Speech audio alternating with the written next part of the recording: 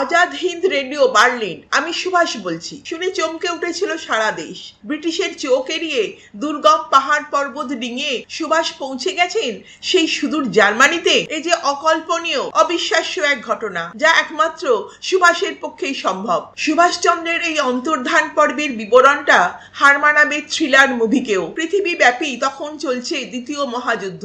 জার্মানদের আক্রমণে একেবারে বিধ্বস্ত ব্রিটিশ। সুভাষ বুঝতে পেরেছিলেন এটাই মোক্ষম সময় ব্রিটিশকে আঘাত করার। কিন্তু তার জন্য প্রয়োজন আধুনিক অস্ত্র সম্ভার, সুদক্ষ সেনাবাহিনী, যা ভারতে বসে জোগাড় করা সম্ভব নয়। ভারত ছাড়ার প্রস্তুতি পর্ব যখন একেবারে শেষের দিকে, তখনই 1940 সালের 2রা জুলাই গ্রেপ্তার হলেন সুভাষচন্দ্র। এবার উপায়, জেল মুক্তির জন্য আমৃত্যু অনশন শুরু করলেন তিনি। খবরটা প্রকাশিত হতেই প্রতিবাদের ঝড় উঠল। গৃহবন্দী থাকার শর্তে ব্রিটিশ সরকার তাকে মুক্তি দিলেন। বাড়ির চারপাশে মোতায়েন করা হলো সাদা পোশাকে অসংখ্য পুলিশ।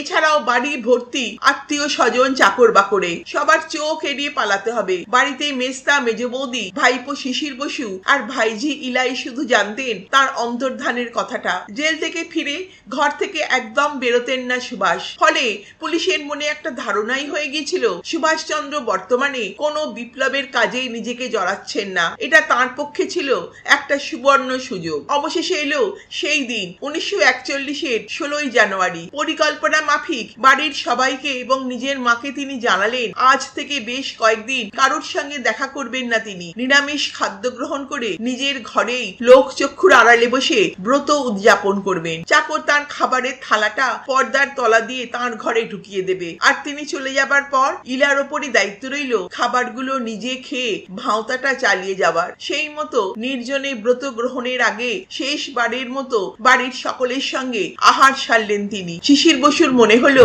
রাঙা কাকার মুখটা যেন থমথম করছে। গভীর রাতে বাড়ির সবাই ঘুমিয়ে পড়ার পর শেরওয়ানি আর ঢোলা পাজামা, মাথায় কালো ফেজ টুপি পরে সুভাষ নেমে এলেন বাড়ির পিছনে সিঁড়ি দিয়ে। সুভাষকে নিয়ে 38/2 এলগিন রোডের বাড়ি থেকে একটা ওয়ান্ডারার গাড়ি যখন বেরিয়ে এলো, গোয়েন্দা পুলিশের দল তখন কম্বলের তলায় আরামে ঘুমিয়ে। গাড়ির চালক শিশির বসু।